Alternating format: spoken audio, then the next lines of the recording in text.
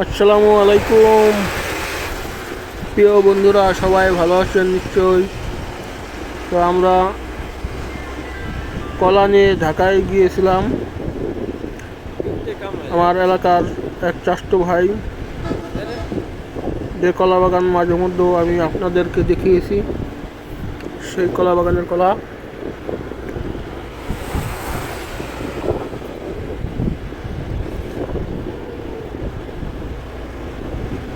এই পদ্মা ব্রিজটি হওয়াতে অনেক উপকার হয়েছে, মানুষের যাতায়াত ব্যবস্থা নিরাপদ হয়েছে। আগে লঞ্চগুলো চলাচল করত, লঞ্চ ফেরির জন্য মানুষের অপেক্ষার প্রহর গুনতে হতো। তখন লঞ্চ কিংবা ফেরি ঘাটে ভিড়বে, তখন যাতায়াত করবে ঢাকায় এবং ঢাকা থেকে ফিরবে। আর এখন পদ্মা সেতু হয়ে যাওয়ায় আলহামদুলিল্লাহ, আল্লাহর অশেষ দয়া এবং আমাদের মাননীয় প্রধানমন্ত্রী শেখ হাসিনার উদ্যোগে, বঙ্গবন্ধু কন্যার উদ্যোগে আর বাংলাদেশের জনগণের ভালোবাসায়, নিজেদের অর্থায়নে পদ্মা সেতু হয়ে গেছে আলহামদুলিল্লাহ। আগে লঞ্চ দুর্ঘটনায় আপনারা জানেন যে যখন বর্ষা মৌসুম আসতো, পদ্মা নদীর স্রোত বেড়ে যেত, তিনটা নদীর মোহনায় প্রচণ্ড স্রোত বেড়ে যেত, যে কারণে অনেক লঞ্চ দুর্ঘটনা ঘটে, ট্রলার দুর্ঘটনা ঘটত এবং অনেক মানুষের জীবন এই ভয়াবহ পদ্মায় কেড়ে নিয়েছে। আলহামদুলিল্লাহ, আল্লাহর অশেষ দয়া যে পদ্মা সেতু হওয়াতে এখন আর সেই দুর্ঘটনা ঘটছে না।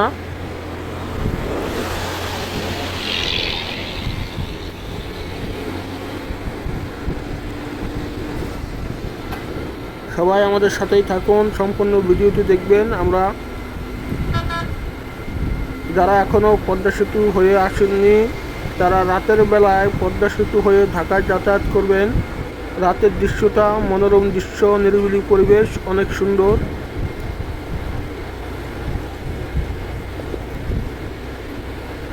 অসংখ্য ভালো লাগছে যে ঢাকায় যাতায়াতের জন্য যেখানে সময় লাগতো, আপনি দৌলতদিয়া পাটুরিয়া ঘাট হয়েও যদি এখনও যান, তাহলে মিনিমাম 4 থেকে 5 ঘন্টা লেগে যায়, সর্বোচ্চ 4-5 ঘন্টা লাগে। আর এখন ফরিদপুর পুরান বাস স্ট্যান্ড বা নতুন বাস স্ট্যান্ড থেকে যদি রওনা দেন, আপনি 2 ঘন্টা ঢাকায় পৌঁছে যাচ্ছেন, 2 ঘন্টার মধ্যে ঢাকায় পৌঁছে যান, তাহলে সময় বেঁচে গেছে। আর যারা এমনও লোক আছে যারা সকালে বাসা থেকে রওনা দিয়ে আপনার ফরিদপুর, মাদারীপুর, শরীয়তপুর, গোপালগঞ্জের লোক সকালে রওনা দিয়ে ঢাকায় আসেন এবং সন্ধ্যায় ফিরে যান কাজ সেরে। আর আগে এমনটা করা সম্ভব ছিল না। তো ভিডিওটি যদি ভালো লাগে অবশ্যই শেষ পর্যন্ত দেখতে থাকুন, লাইক কমেন্ট শেয়ার করুন। আমাদের সবার ভালোবাসা জড়িত এই পদ্মা সেতু। তবে আমাদের দেশের যারা বিশেষ ক্যাডার হন, ইঞ্জিনিয়ার হন, তাদের এখান থেকে শিক্ষা গ্রহণ করতে হবে, যাতে বিদেশি ইঞ্জিনিয়ার না এনে আমরা নিজেদের দেশের প্রকল্পগুলো নিজেরাই করতে পারি, দেশের টাকা দেশেই রাখতে পারি। দেশের সম্পদ কেন আমরা বিদেশিদের হাতে দেব? আমাদের দেশের শিক্ষা ব্যবস্থা তো একেবারে খারাপ ছিল না রে ভাই, এখনও অনেকটা ভালো আছে। তাহলে যারা বিশেষ ক্যাডার হন, ইঞ্জিনিয়ার হন, তারা শুধু বিদেশে না ছুটে দেশের জন্য কাজ করুন,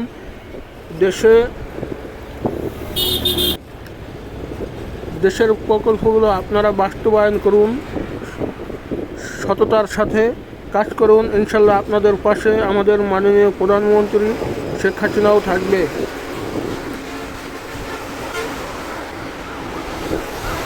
আমাদের বঙ্গবন্ধু, স্বাধীনতার জনক। তো তার কন্যা মাননীয় প্রধানমন্ত্রী মা জননী শেখ হাসিনা তার ইচ্ছা ও ভালোবাসায় দেশপ্রেমের কারণে আজ দেশে রাস্তাঘাট যেখানে সংযোগ সেতু ছিল না অনেক জায়গা, সেই জায়গাও সংযোগ সেতু রাস্তাঘাট হয়ে যাচ্ছে। মানুষের যাতায়াত ব্যবস্থা নিরবিচ্ছিন্ন করতে সে যথেষ্ট কাজ করে যাচ্ছে। সবাই আমরা চাবো আল্লাহ তাআলা তাকে নেক হায়াত সহ হেদায়েত স্বরূপ হেদায়েত দান করুন।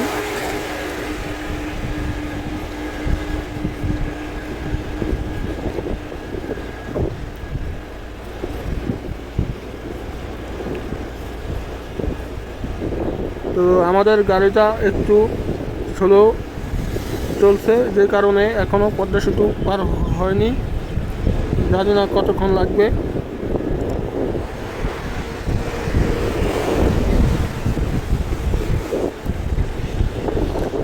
আমাদের পদ্মা সেতু আমরা বললে ভুল হবে, আমাদের সবার, আমরা বাঙালি জাতি, আমাদের বাঙালি মুসলিম জাতির অর্থায়নে আমাদের প্রধানমন্ত্রীর চেষ্টা প্রচেষ্টায় আমাদের পদ্মা সেতু সফলভাবে কাজ সম্পন্ন হওয়াতে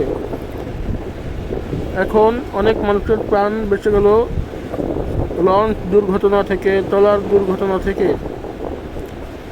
আল্লাহ রাব্বুল আলামিন এই কাজকে যতটা ভালো কাজ করা হয়েছে, আল্লাহর পক্ষ থেকে এই কাজটা সম্পন্ন হয়েছে। আল্লাহ রাব্বুল আলামিন চেয়েছেন বলেই আমরা যদি চায়নাদের থেকেও কাজ করাই, তবু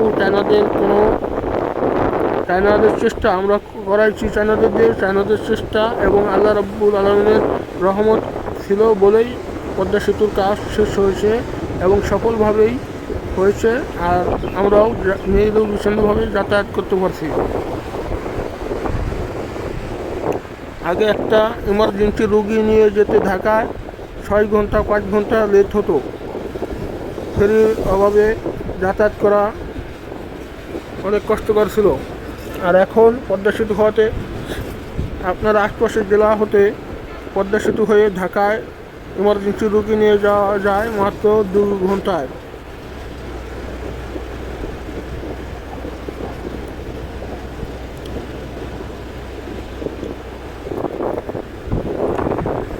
আল্লাহ তুমি মেহেরবান বড় দয়ালু, তোমার দয়া অনুগ্রহে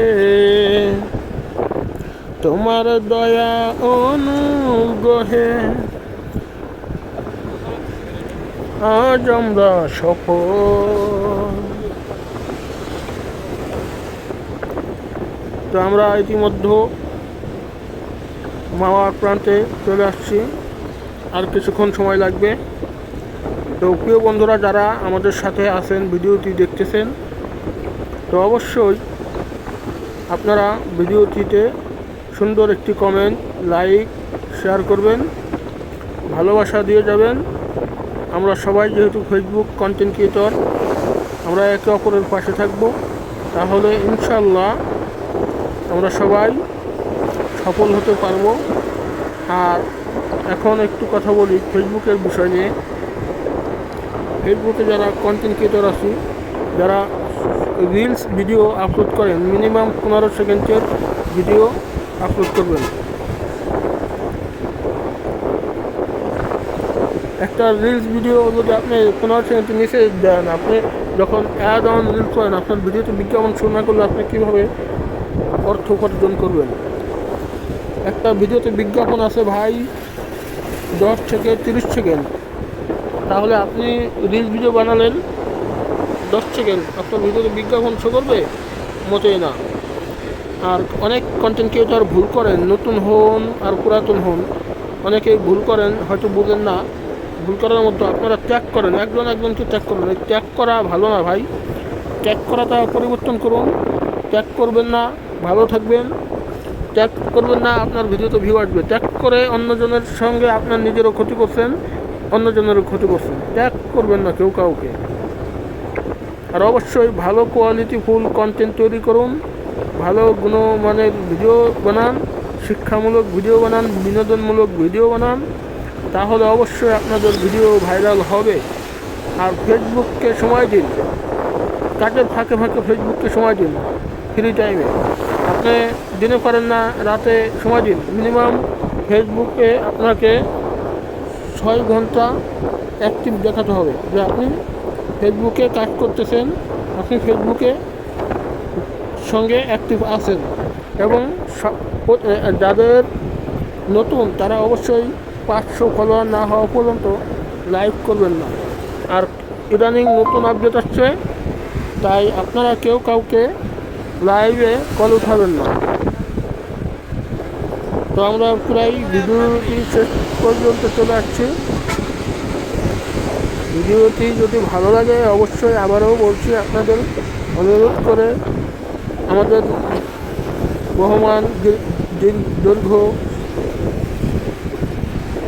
6.15 কিলোমিটার পদ্মা সেতু দক্ষিণবঙ্গের যাতায়াত ব্যবস্থা সুগম করেছে নিরবিচ্ছিন্নভাবে।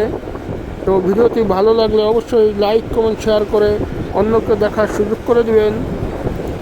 সবার সুস্থতার সহিত নিরাপদ জীবন কামনা করছি আল্লাহ রাব্বুল আলামিনের কাছে। সবাই ভালো থাকবেন, সুস্থ থাকবেন। আল্লাহ রাব্বুল আলামিন সবাইকে ভালো রাখুন, নিরাপদে রাখুন। সবাইকে ধন্যবাদ।